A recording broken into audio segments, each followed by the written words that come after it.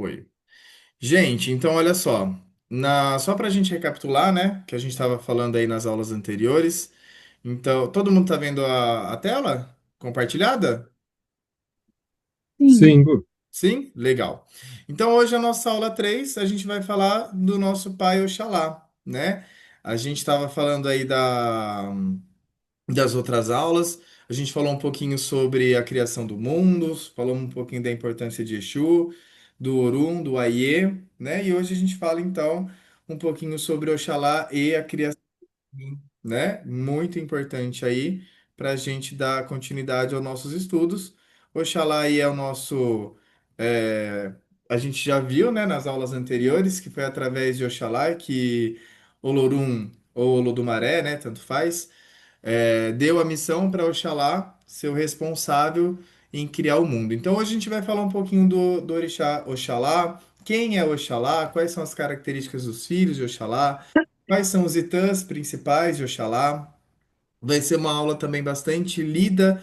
Eu pensei em colocar os itãs e falar, depois cada um lê em casa, mas eu sei que com a correria do dia a dia a gente acaba não pegando para ler. Falei, não, então vamos ler na aula, porque daí é certeza, né, que todo mundo consegue aí prestar atenção, todo mundo consegue, até porque através dos itãs é que a gente tem muita coisa que a gente faz no nosso terreiro. Então, só para vocês terem uma comparação. É como se nós tivéssemos as passagens nas Bíblias, as parábolas nas Bíblias, né? Então a gente sempre tem alguma história, por exemplo, o filho pródigo e tudo mais. Os itãs, para quem cultua o orixá, não é só candomblessista, mas é tudo, né? Ele é o fundamento. Então, tudo que a gente vai se referir a determinado orixá, a gente sempre busca o Itã dele. Por que que Oxalá tem essa característica? Por que que Oxalá é isso? Por que que Oxalá é aquilo? Tá tudo baseado no Itã. Então, toda vez que a gente fala de qualquer tipo de orixá, seja ele cultuado no nosso terreiro ou não, né? A gente sempre tem que se basear no Itã. Então, o Itã ele sempre vai trazer para a gente aí essa definição das características. Então, eu coloquei aqui uma introdução bem basiquinha do nosso pai Oxalá. Então, Oxalá é um dos orixás mais respeitados dentro das tradições afro-brasileiras, como a Umbanda e o Candomblé. Ele representa a fé, a paz, a criação e a ligação direta com o divino. No nosso terreiro, a gente, na nossa abertura, né, e alguns terreiros também que eu costumo frequentar, que eu já fui filho de casa e que também já visitei, saúda Oxalá no começo dos trabalhos. Por causa disso, né? Ele representa a fé, ele representa a paz, a criação, a ligação direta com o divino. Então, na abertura, a gente faz essa saudação a Pai Oxalá justamente para trazer esse momento, né? Então, dentro da tradição Yorubá, lembra que a gente viu na primeira aula, né, que os orixás vêm da tradição Yorubá. Oxalá é conhecido como Obatalá.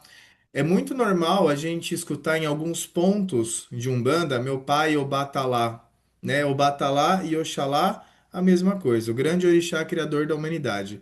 Ele recebeu de Olodumare, o Deus Supremo, a missão de modelar os seres humanos e organizar o mundo. Então, Oxalá simboliza a paz, a sabedoria, a pureza, a fé, o equilíbrio. É muito normal, a gente vai ver daqui a pouco, quando algum filho está muito desequilibrado, muito energético, sempre faz um banho de Oxalá, sempre faz uma oração de Oxalá, uma prece para Oxalá, acende uma vela para Oxalá, né? E como ele simboliza toda essas características, ele é considerado aí o nosso pai de todos os orixás, não só de todos os orixás, mas também da gente, né, dos seres humanos.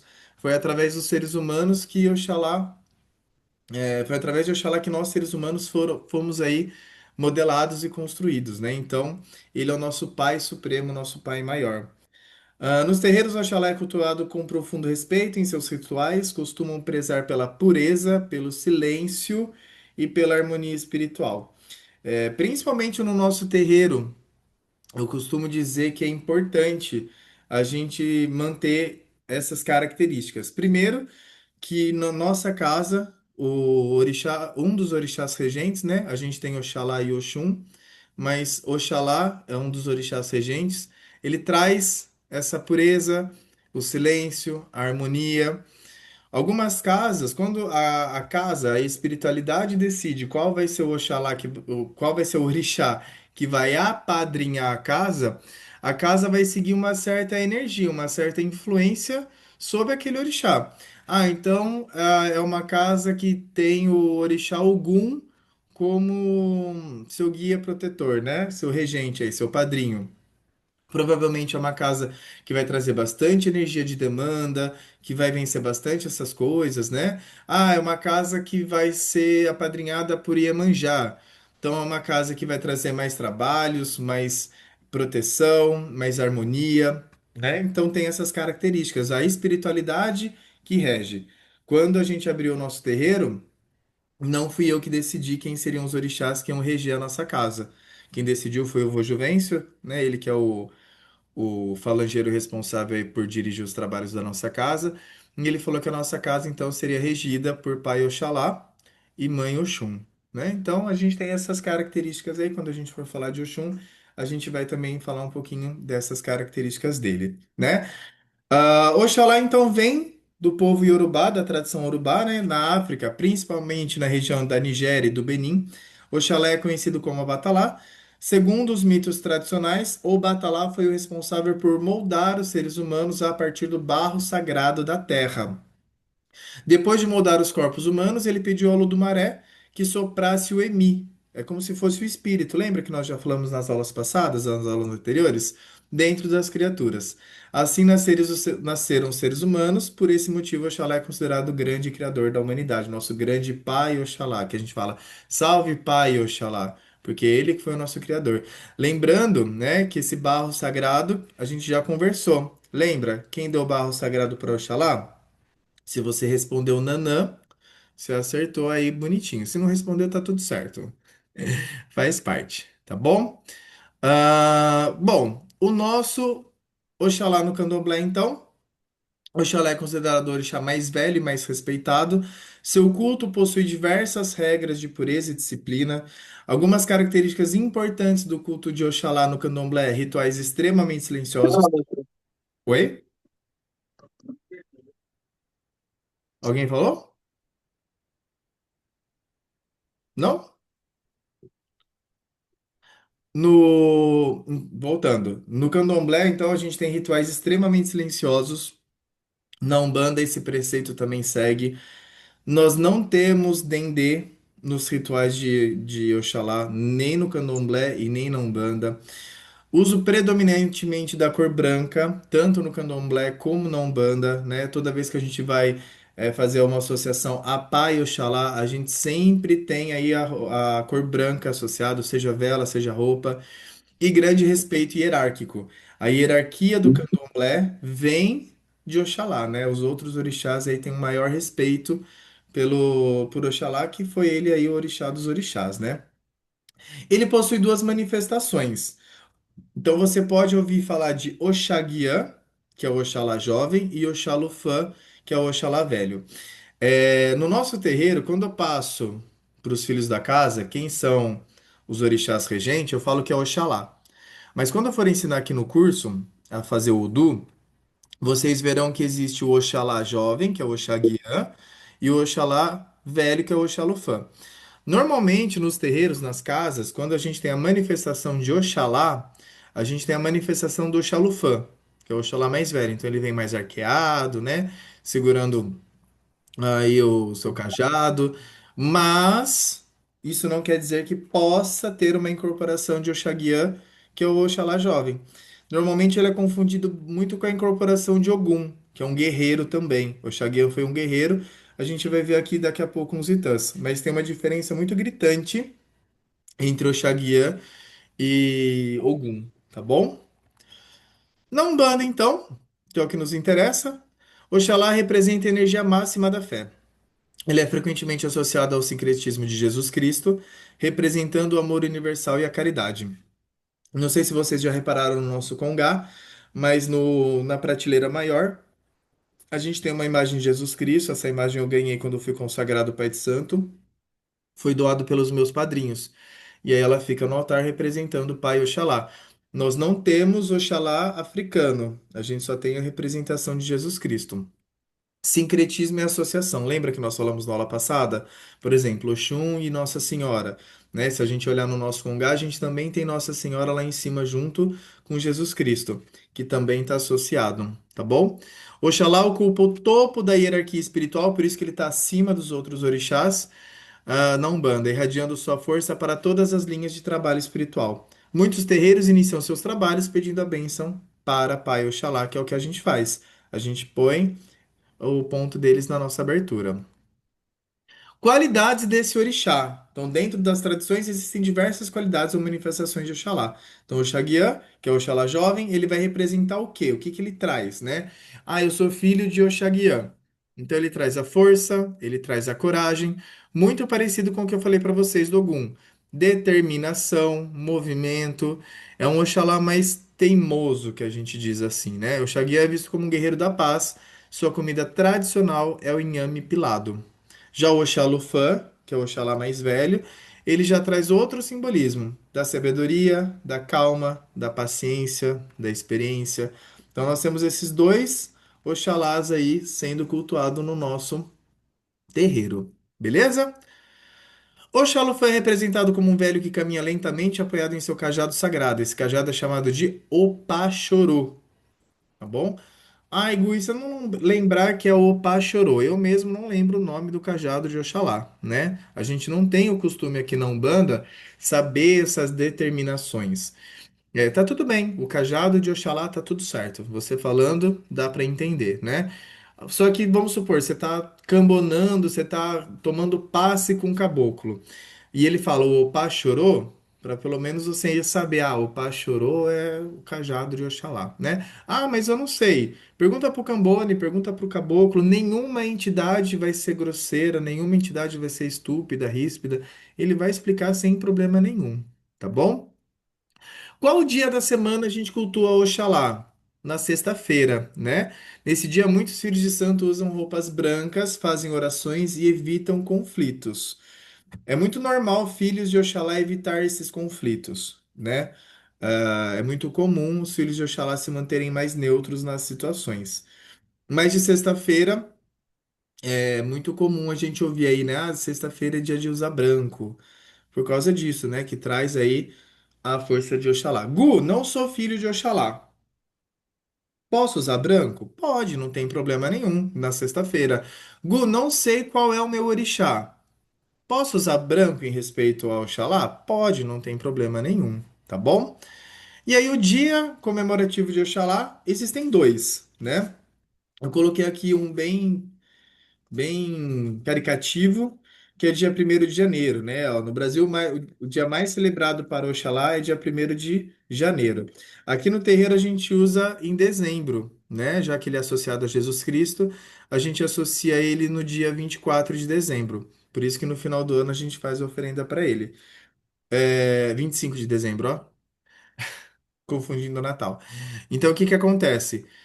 O branco do Réveillon, que todo mundo usa, né? Está muito associado a culturas afros que vinham aí, que na virada do ano usava-se branco para reverenciar Pai Oxalá, agradecer pela criação do mundo, né? Então a gente tinha todo esse processo aí acontecendo, e aí a gente veio trazendo. Eu costumo dizer que essa característica de cor de roupa, ela ainda se perpetua com a comunidade afro. A gente tem muito relação com isso, né? Vermelho, Ogum, marrom, Xangô, amarelo, Yansan. A gente tem muitas essas características de cor associadas aos nossos orixás, né? E eu acho que isso se perpetua. Então, que nem eu já falei, cores de Oxalá. Você tem aí branco, branco leitoso e também pode ter a prata, tá bom? A prata também é bastante aí representado, porque ela traz paz, pureza, elevação espiritual, toda essa parte aí que a gente já está acostumado, beleza? Alguma dúvida até agora, pessoal? Tranquilinho? Legal. Então, olha lá. Queria perguntar uma coisa. Oi, Flá, pode falar. Você falou do Oxalá velho e do Oxalá novo. Isso, E aí, Oxalá por foi exemplo, Oxalá e é, Oxaguiã e quem Oxalá. assim? Isso. Quem é Aham. filho de Oxalá puxa essas características? Puxa essas Tipo assim, características. tem como saber se é do velho, do novo? Puxa essas características. E eu vou falar que bate certinho, viu? No primeiro terreiro que eu passei, foi em Valinhos. Eles faziam essa distinção, né? De Oxalá velho para Oxalá novo. Oxalufã e Oxaguiã, né? E era muito bizarro, porque no começo, quando fez-se o Odu é a ferramenta que a gente utiliza para saber de quem a gente é filho, né? Isso é usado no candomblé também e a gente usa no nosso terreiro. A gente só não tem a confirmação dos búzios. Então era passado para os filhos que eles eram filhos de Oxalá, ponto. Que nem a gente faz aqui no terreiro, aqui em Campinas. E aí, com o passar do tempo, percebia-se assim. Lá era muito cultuado isso. Eu não pego muito pra mim, porque eu falo que orixá não é signo. Pra falar, eu sou de Oxum, por isso que eu sou vaidoso. Né? Eu sou de Ansan, por isso que eu sou brava. Eu sou de Ogum, por isso que eu sou briguento. Mas lá eles pegavam muito essa característica, né? Eles falavam, o Gustavo. Falavam muito de mim desse jeito, né? O Gustavo é filho de Oxum, o vaidoso. Falavam bastante isso. E os filhos de Oxalá eram isso. Então, às vezes, por exemplo, você era filha de Oxalá e eu era filho de Oxalá. Então, éramos dois filhos de Oxalá. Um era extremamente mais agitado, movimentado, tinha as características do Oxaguiã, e o outro era mais calmo, mais tranquilo. E falava, pô, mas como que a gente é filho do mesmo orixá e a gente tem essas características? Né? E aí depois, por causa disso, fez essa distinção. E aí quando fez essa distinção, caiu certinho. O Oxaguiã eram os filhos mais movimentados e o Xalufã eram os filhos mais calmos, mais tranquilos. Se eu não me engano, acho que na nossa casa tem filhos de santo que tem Oxalá na coroa mais de uma vez. Se eu não me Ô, engano. Gu, Oi.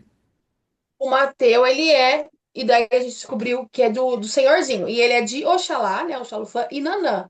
Então ele é um velhinho gagazinho, um velhinho bem, e é muito a cara dele, assim. Já Mentira, o Vi, jura? o Vi é Ogum e Oxum. Então são energias Ah, muito diferentes, né? Mas se dão super bem. Não, mas o Mateu desde graças a sempre, não Deus. sei se você lembra dele no terreiro, muito pequeno e muito centrado, muito Lembro. calmo. E Eu, não sei se você eu, já viu o Vinícius no seu eu, terreiro querendo apagar todas as velas. É bem a carinha de Oxum mesmo. É, causando, parecendo. Mas, ô Flá, Gu, essa característica traz muito. Eu acredito em algumas características, né? Mas assim, eu não costumo culpar as nossas características aos orixás, né? Por exemplo, falar, eu sou briguento porque eu sou de Ançã, né? Eu eu costumo quando dizer, me convém. só quando convém. Quando convém, Tô a gente brincando. até dá um ok. Não, mas eu lembro de ter muito isso forte no terreiro de Valinhos. E aí acaba Muito. que. Eu Tudo lembro era uma muito da mãe, né? justificativa, né? Isso. Tudo era uma É, o Gu, justificativa. Oi? Gu, eu que sou eu tenho Oxalá e Oxalá, então eu devo ter os dois. É. Eu acho que sim. Depois eu Então eu vou. tenho o velho e o jovem.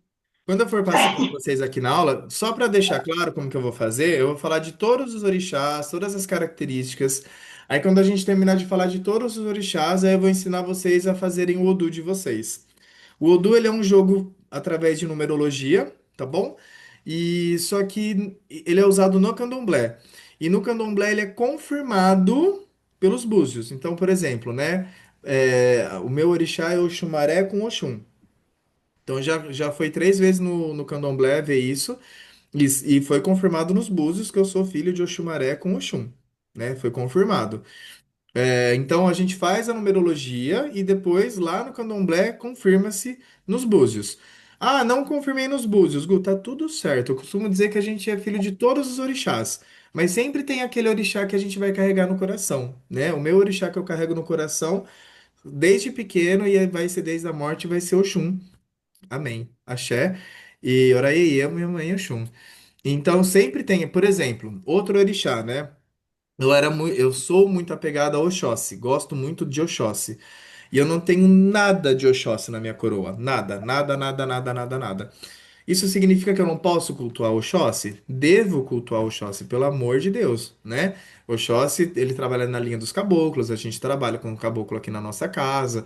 E eu tenho uma grande afinidade com Oxóssi, mas não tenho aí ele na minha coroa, e tá tudo bem. né? Tá tudo certo, não tem problema nenhum. Você ter uma afinidade com o orixá. Muitas pessoas têm afinidade, por exemplo, com Iemanjá.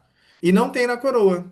Nossa, eu sou filho de Iemanjá, eu adoro Iemanjá, eu amo o mar, me sinto bem, mas não tem na coroa Iemanjá. E tá tudo bem. Não significa que Iemanjá não tá te abençoando, não tá te protegendo, não tá te iluminando. Né? É só um detalhe aí que a gente. Mas eu vou falar com mais calma quando a gente for falar de Odu, tá bom? Só uma pergunta, só uma Aham. pergunta. Pode mudar o orixá? No candomblé, não. Mas Por o. exemplo, você é filho de Ogum e isso pode mudar Eu em algum... já ouvi de preto velho que muitos pretos velhos, não só de um, que sim, isso pode mudar. Isso pode mudar dependendo da sua. É que assim, né? A nossa coroa, ela é dividida em 5 partes. E cada parte tem um orixá regente na nossa coroa. Tem um orixá que ele sempre vai permanecer. Sempre. Os outros podem ter alteração sim. Por isso que é confirmado nos búzios. Quando a gente faz a confirmação nos búzios, então vamos supor, a Andresa falou que ela é filha de Oxalá. Jogou búzios, pum, deu Oxalá, legal. Daqui 4, 5 anos, ela jogou búzios, não deu Oxalá mais. Nos búzios confirmou que é Yansan. Nossa, mas como assim eu sou filha de Yansan? Você é filha de Yansan. Nesse momento, Yansan está regendo a sua coroa, está regendo a sua espiritualidade, está regendo a sua vida.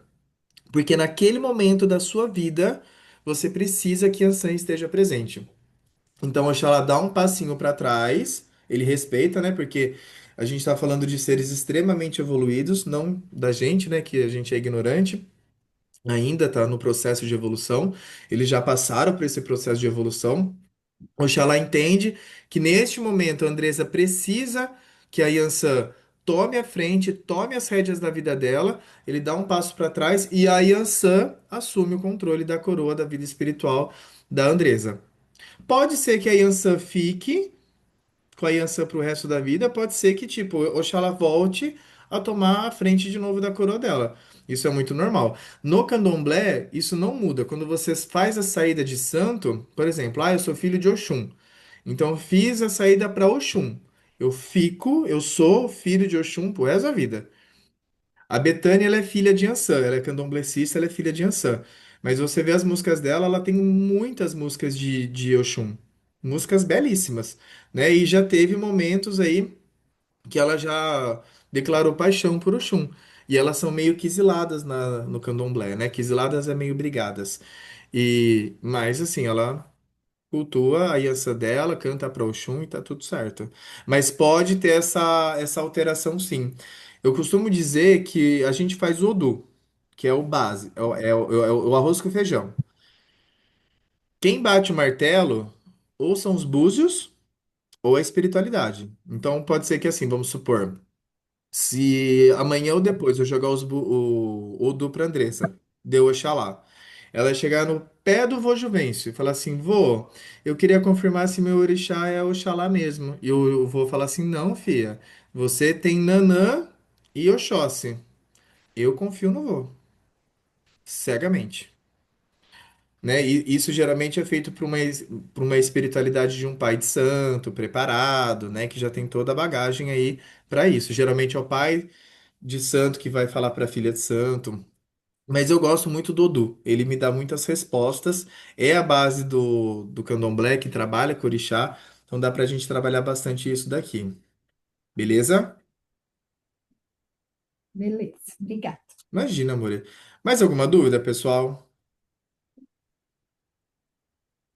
Não? Então tá bom. Já falamos dos. Ia falar dos símbolos agora, né?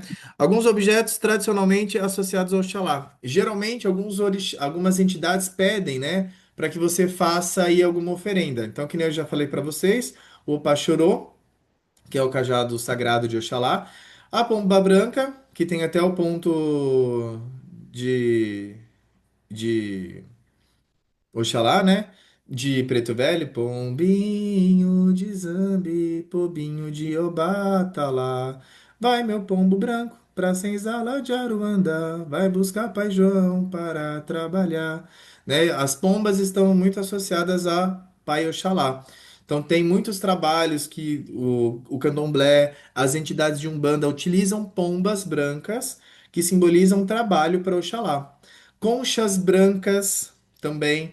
Ah, Gu, mas as conchas brancas não estão associadas a Iemanjá? Também, né? A gente vai ver que alguns símbolos e ferramentas não é específico só de um orixá. Igual erva.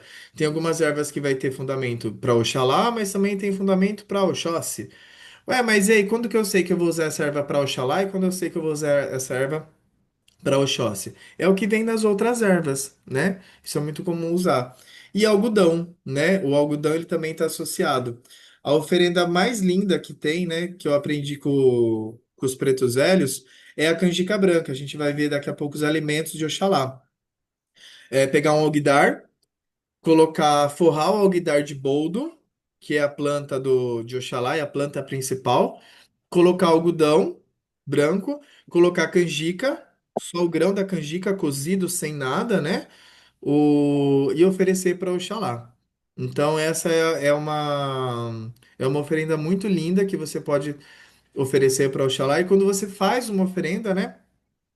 Não é o elemento em si que fala mais alto, mas a sua fé, né? Eu escuto muito isso das entidades. Não adianta você acender uma vela sem fé, não adianta você fazer uma entrega em cruza, na mata, no campo, na praia, sem a fé. Tudo tem que ter a fé, né? Tudo que tem que ter o respeito. Então, se você faz uma oferenda dessa e vai entregar para Oxalá, entrega, peça com fé, peça sabedoria, peça equilíbrio, peça que Oxalá reforce a sua fé, esteja do seu lado, que é muito importante. Tudo que a gente vai fazer, principalmente nós que somos médiuns de terreiro, de casa, que a gente veste o branco, tem as guias, quando a gente vai fazer uma entrega, isso conta muito pra gente, né? É uma seriedade muito forte, muito firme. O meu pai de sangue, falecido já uma vez, ele trabalhava com preto velho, que trabalha com meu irmão hoje. E eu tinha uma tia minha que ela tinha muito problema de garganta, muito problema na boca. E ela tinha um cabelão até a bunda. E ela era filha de Iemanjá. E aí o preto velho veio, né? Fez tudo o que tinha que fazer. Ele olhou pra ela e fez assim: Fia, vou pedir um favor pra você. Você vai fazer uma entrega pra Iemanjá no mar. Eu, tá bom. Fez assim: você vai cortar o seu cabelo até o ombro e vai entregar no mar. Isso lá na década de 80, tá? 85. Naquela época, né, meu Deus do céu, a mulher para cortar o cabelo tinha que pedir autorização pro marido, enfim, né? Era todo um quiproquo aí gigantesco. E ela fez. Ela foi, cortou o cabelo até o ombro, desceu para Caraguatatuba, que minha parte da minha família mora lá, e foi entregar o cabelo para Iemanjá. Então ela entrou no mar, fez a saudação de Iemanjá, entrou no mar, colocou os cabelos dela e os cabelos não iam, grudavam tudo na perna dela. E não ia, e não ia, e Iemanjá recusando a oferenda. Iemanjá recusando, Iemanjá recusando. Ela, meu Deus do céu, mas o que que tá acontecendo, né? Por que que não afundava, não... o cabelo ficava grudado no corpo dela? Ela falou, bom, recolheu todo o cabelo, colocou dentro de uma sacolinha, voltou, meu pai incorporou o preto velho e ela contou o que tinha acontecido. Falou, olha, pai Tobias, eu fui pro mar, que nem o senhor orientou, tal, fiz, mas Iemanjá não aceitou. Os cabelos voltaram.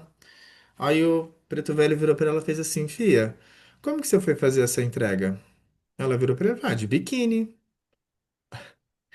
Aí ele riu, né? Ele fez assim, Fia, você tá fazendo uma entrega.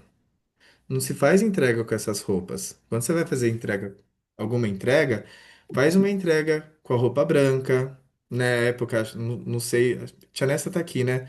Não sei se a tia Daisy chegou a estar no terreiro, tia. Você lembra? Não, Não, né? ela só ia tomar passe. Só ia tomar passe, né? Uhum. Você tem que estar de branco, você tem que estar toda preparada para fazer esse trabalho. Não deve entrar no mar assim. E aí ela falou, tá bom. Aí ela foi, desceu para Caraguá de novo, colocou a roupa branca, entrou no mar, soltou os cabelos ficaram boiando por 7 ondas. Na sétima onda, o cabelo afundou. Foi aceito. E nunca mais ela teve problema na boca dela. Então, a gente tem muitas coisas aí, né? Muitas variáveis. Ah, e o pai Tobias foi incrível, com certeza sempre é. Mas, em primeiro lugar, a fé dela. Segundo lugar, o merecimento dela, né? E terceiro, o preparo que a gente precisa ter. Não é simplesmente ir lá no nosso altar, acender uma vela, ai, salve suas forças, ai, tchau, ai, deixa eu ir dar aula que eu tô aí. Não, é o nosso preparo do nosso cotidiano. Então, isso vale muito. Quando a gente for fazer uma entrega, quando a gente for acender uma vela, como que a gente vai fazer isso? Isso conta bastante, né? E Oxalá traz isso pra gente também dessa responsabilidade. Quais são as ervas que a gente utiliza para Oxalá, né? Geralmente essas ervas estão associadas a Oxalá. Então significa que toda vez que o preto velho pedir para mim levante, é um banho de Oxalá? Não. Pode ser que o levante também seja uma erva para próprio nome já diz, para dar uma força, para dar um levante na sua vida, para dar um, né, uma energia para te levantar. Alfazema, a colônia de Oxalá. O boldo é a principal erva, né, que Oxalá carrega aí. Manjericão branco, malva branca, saião, né? Então essas ervas aí são muito utilizadas para Oxalá. Gu, agora eu sei dessas ervas, certo? Eu posso tomar banho de erva com elas? Banho, pessoal, eu sempre gosto de falar assim. A gente precisa ter muito discernimento quando a gente vai fazer um banho. Eu não gosto de deixar a gente totalmente preso à espiritualidade. Nossa, tudo que eu tenho que fazer, eu tenho que pedir permissão à espiritualidade. Não. Então vamos supor, né? Vai chegar um dia aí que. Deixa eu ver outra pessoa para não pegar de ir para Cristo. A Fer tá aqui. A Fer acordou meio ruim, né? Com uma energia meio baixa, meio chororô.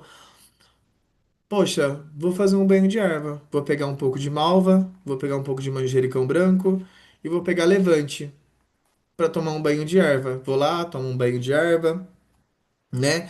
Tomo água da minha quartinha, do meu anjo da guarda, para ver se eu melhoro. Não melhorei. O que que eu faço? Ô, caboclo, salve suas forças. Oi, vô, salve suas forças. Oi, Exu, salve suas forças. Ó, dia tal, não tava bem, tava com energia baixa, fiz um banho com tal erva, macerado ou seca, né?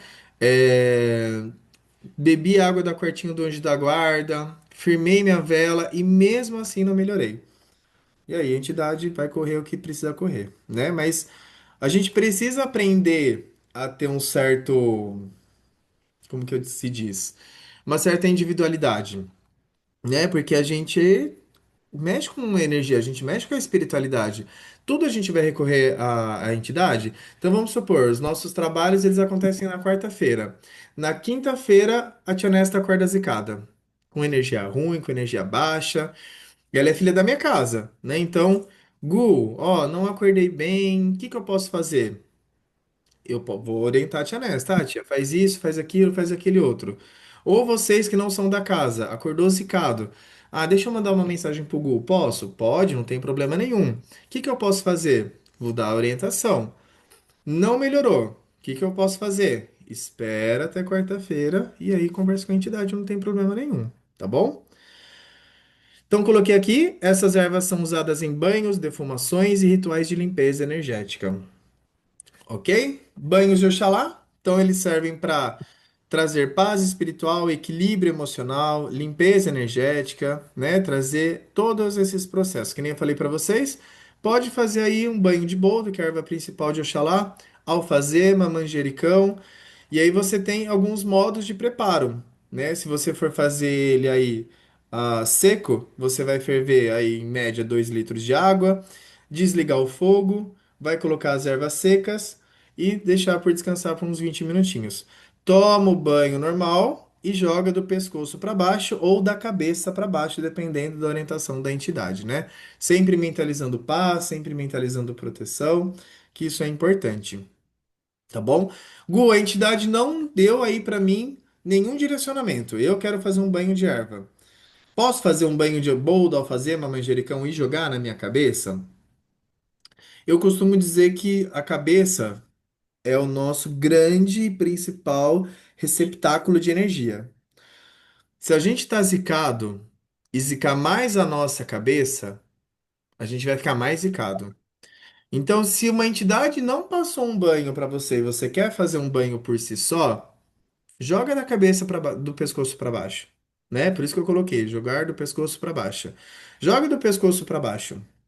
Ah, não, passei aqui quarta-feira com seu pena vermelha me orientou esse banho e me orientou a jogar a cabeça. Então, seu pena vermelha falou, tá falado, tá tudo certo. Se ele orientou você jogar da cabeça aos pés, tá tudo certo. Provavelmente a espiritualidade enxerga muito mais do que eu enxergo. Então pode fazer sem problema nenhum. Mas se você quiser fazer um banho sem a orientação da espiritualidade, joga do pescoço para baixo. Vira e mexe eu faço aí, né, alguns banhos para mim e eu jogo da cabeça para baixo sem problema nenhum, do pescoço para baixo, né? Já que não foi nenhuma entidade que me deu orientação. As comidas oferecidas ao Oxalá são simples e pura. Como é um orixá calmo, tranquilo, paciente, a gente evita alimento que traz energia quente. Pimenta, tempero, dendê, né? A gente não joga tempero nos alimentos de Oxalá, porque ele é uma entidade calma, ele é uma entidade, um orixá calmo, um orixá tranquilo. Então a gente não joga esses ahn, essas comidas para dar mais ainda essa energia, né?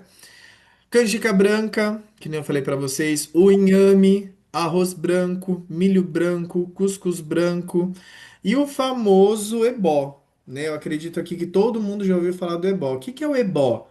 O ebó veio da entrega de Oxalá. É a canjica branca que eu falei para vocês, né? Uma das oferendas mais conhecidas, que a gente coloca o boldo, coloca o algodão. Ah, Gu, eu conheço a sua oferenda. Uma vez eu passei lá no ponto do Vô Juvencio, sou preto velho, e ele deu orientação, não pediu o algodão. Tá tudo certo, né? Às vezes a entidade não precisava trabalhar com algodão naquele momento. E tá tudo certo, tá bom? Então tá bem belezinha. Alguma dúvida, pessoal? Não? Tia, acho que seu microfone ficou aberto. Porque eu vi. Quizilas de Oxalá. O que que é Quizila, né, galera? Quizila são restrições espirituais relacionadas a esse orixá. A gente normalmente costuma não trazer aí esse orixá para alguma coisa que não está relacionado à energia contra ele, né? Então, quais são as quizilas de Oxalá? Evitar brigas, principalmente filhos de Oxalá, evitar excesso de álcool. A gente vai ver uns itãs aqui daqui a pouco sobre o álcool. Por que que a gente evita o álcool, principalmente os filhos de Oxalá? Evitar alimentos muito condimentados, evitar desrespeito dentro do terreiro. Aliás, né? Você não precisa ser filho de Oxalá para ter desrespeito dentro de um terreiro. O terreiro ele é um lugar sagrado. Então, eu sou filho de Oxum com Oxumaré. Ah, então eu posso xingar um filho de santo, um irmão de santo, posso brigar? Não, né? Não posso fazer isso em lugar nenhum. O terreiro é um lugar sagrado.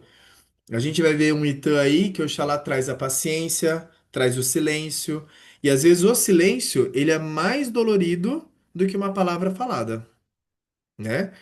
Não sei se vocês já passaram por algumas situações na vida, mas às vezes quando a gente, eu vou devolver na mesma moeda. Então o que ele falou, eu vou falar pior, igual ou pior. Não, às vezes o silêncio, ele é mais dolorido do que as palavras, né?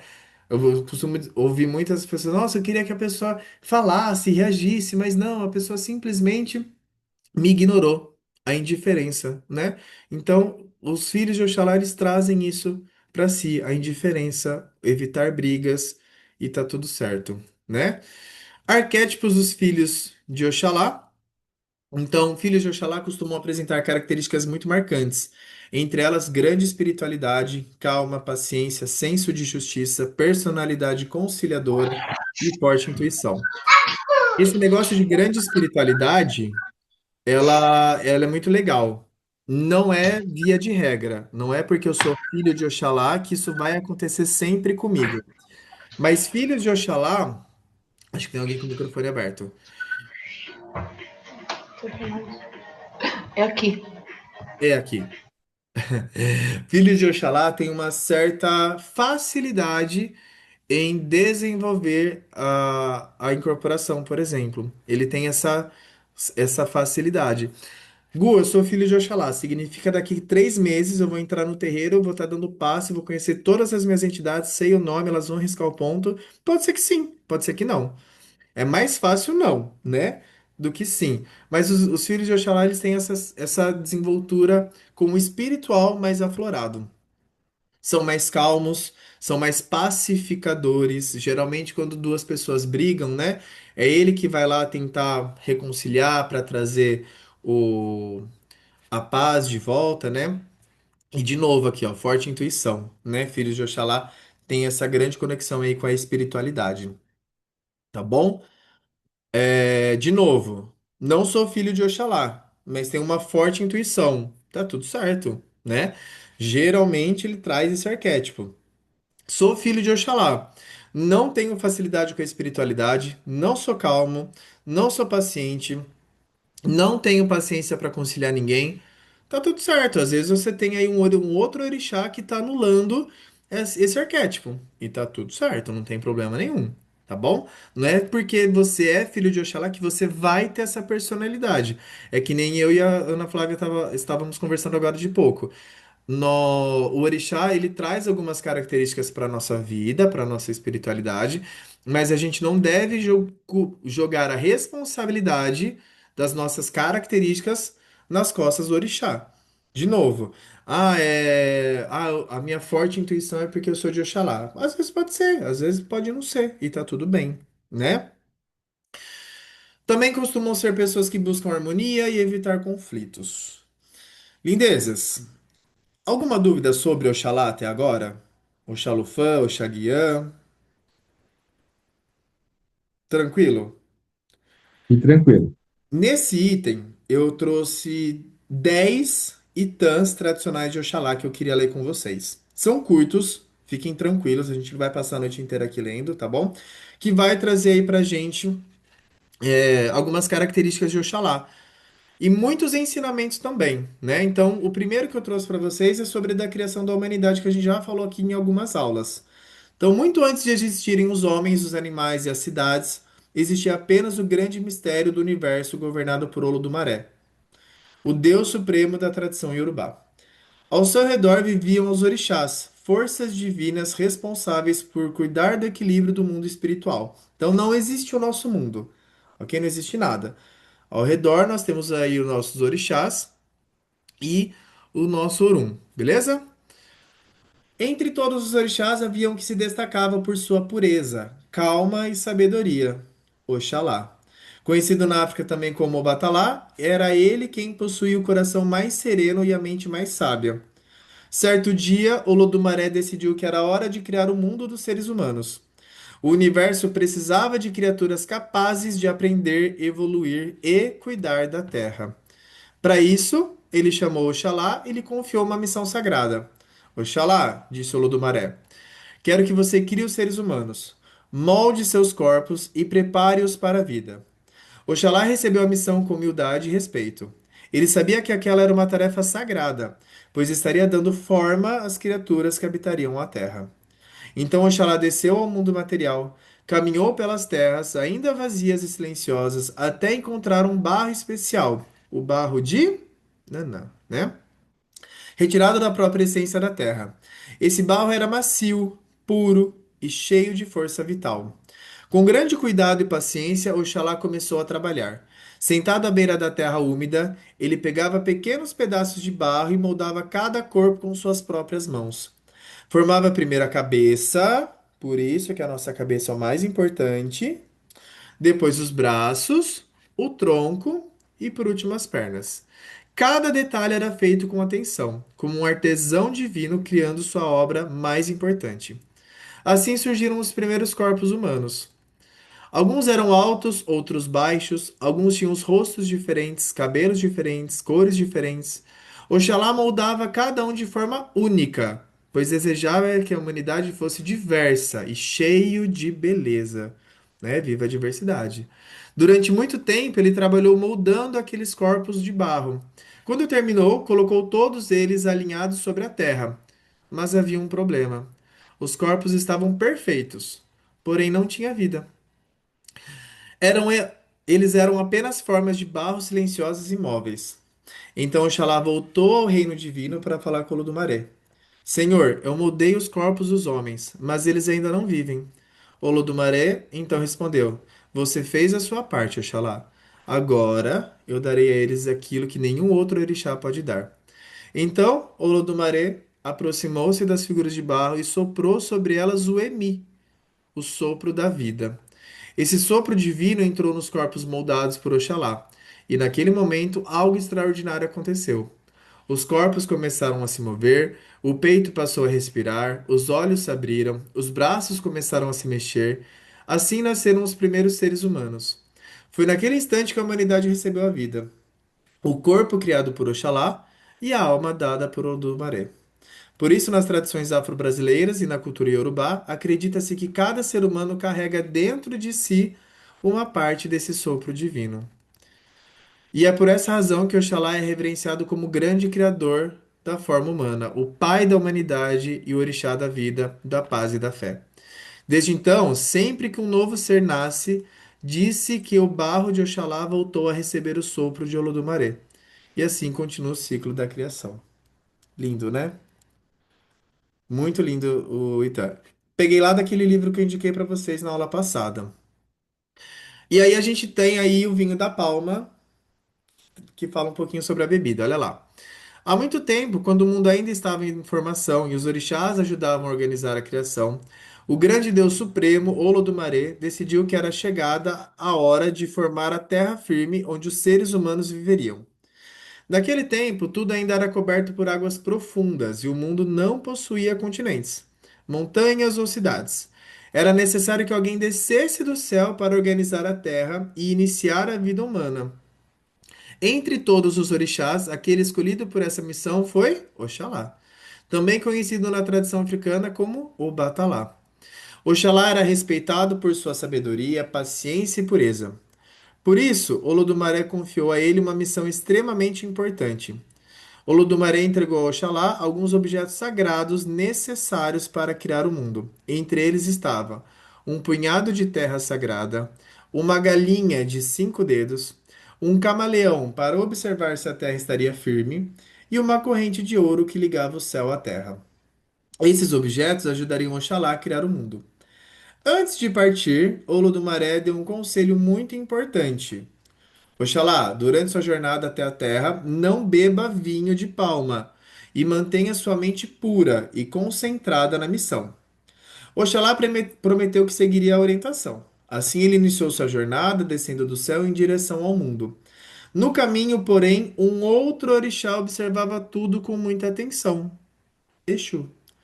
Exu era o mensageiro entre os mundos e também o guardião dos caminhos. Conhecido por testar as pessoas e provocar situações que revelam a verdadeira natureza de cada um, ele decidiu colocar Oxalá à prova. Exu preparou então grande quantidade de vinho de palma e colocou o líquido dentro de várias cabeças ao longo do caminho por onde Oxalá passaria. Cabaças, perdão, cabeças, louco. Quando Oxalá caminhava em direção à terra, começou a sentir um forte cansaço. A jornada era longa e o calor fazia o seu corpo pedir descanso. Foi então que ele encontrou uma das cabaças deixadas por Exu.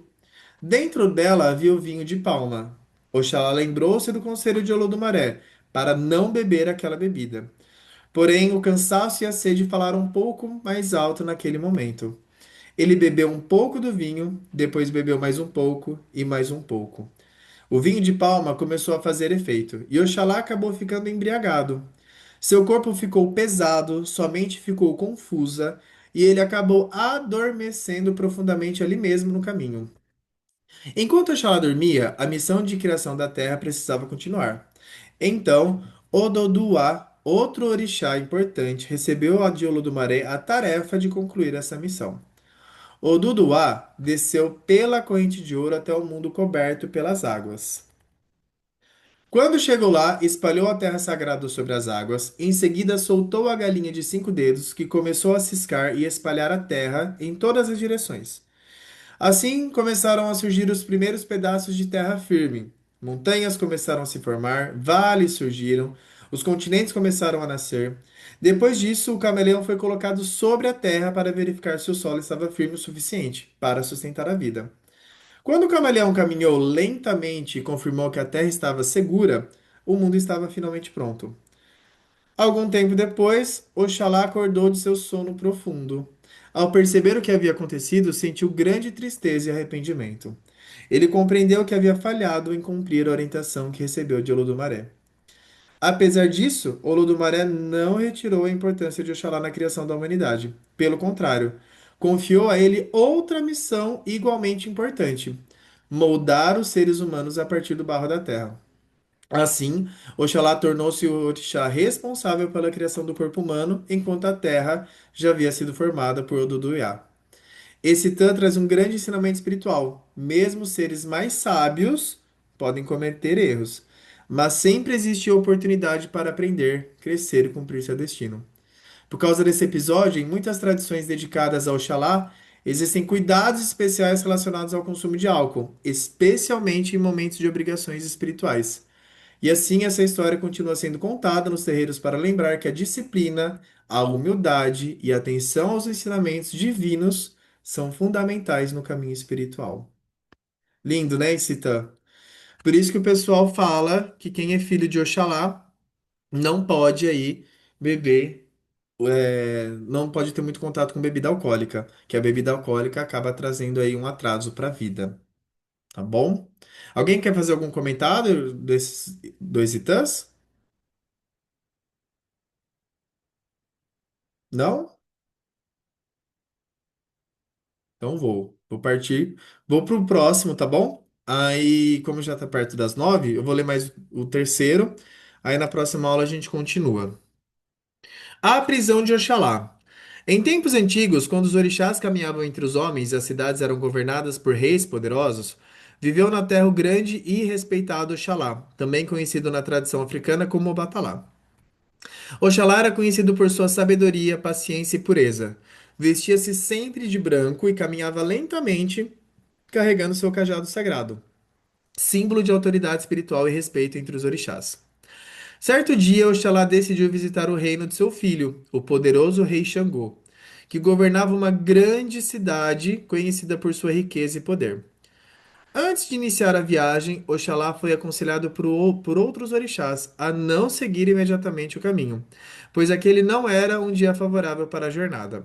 Mas Oxalá acreditava em sua missão e decidiu seguir mesmo assim. Durante o caminho, ele encontrou novamente Exu, o guardião dos caminhos e mensageiro entre os mundos, entre Orum e o Aie. Lembra? Orum, mundo espiritual, Aie, a terra. Exu, conhecido por testar os viajantes e colocar à prova a paciência e o caráter de todos, decidiu dificultar a jornada de Oxalá. Primeiro, Exu derramou óleo de dendê no caminho. Oxalá, vestido inteiramente de branco, acabou escorregando e sujando suas roupas. Mesmo assim, ele não reclamou. Parou calmamente, limpou suas vestes e continuou caminhando.